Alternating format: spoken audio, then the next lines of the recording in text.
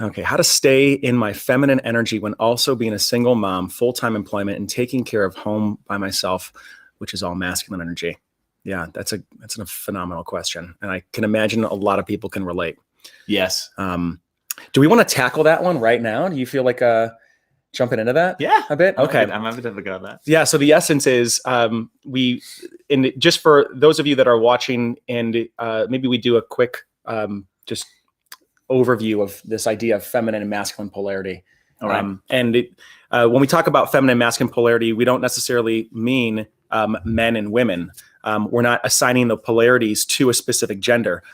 Both genders can embody both feminine and masculine polarities. For sure. And depending on what you're doing, depending on what type of energy, what type of stance and tension is necessary to get things done or to be in a certain experience and enjoy the moment, you might be more in your feminine or you might be more in your masculine.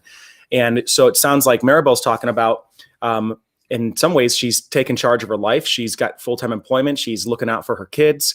And that would require this kind of real initiative energy that is oftentimes attributed to masculine energy.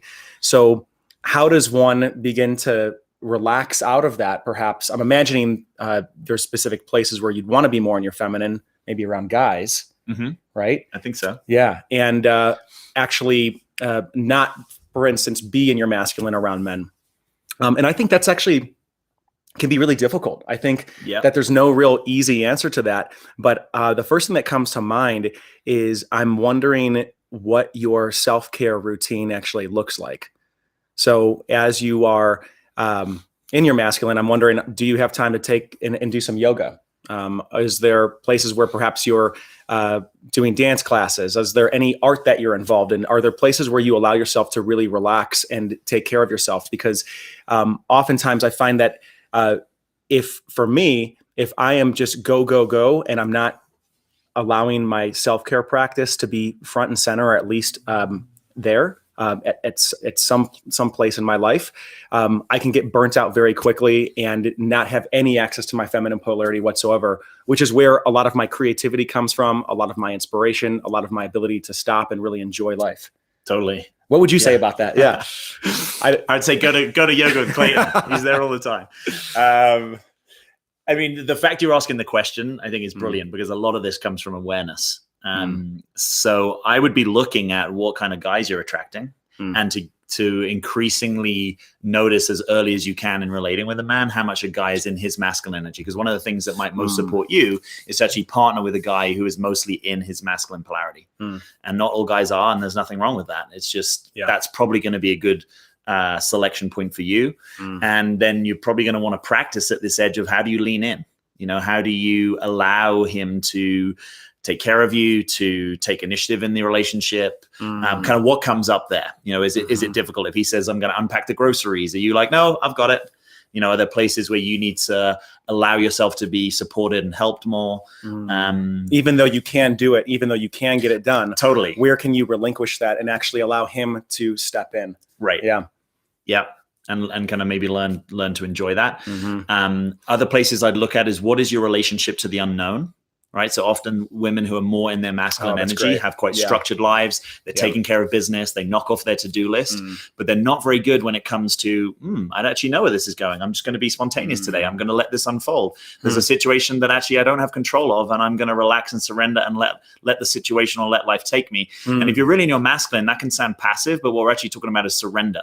And this is a really important thing. I mean, actually in the Relationship Ready 6 Weeks to Becoming the One program, we devote an entire module to surrender, because it is such an unpracticed thing in most of our cultural and professional environments. There's something incredibly active about it. Is that what you just said? Yeah.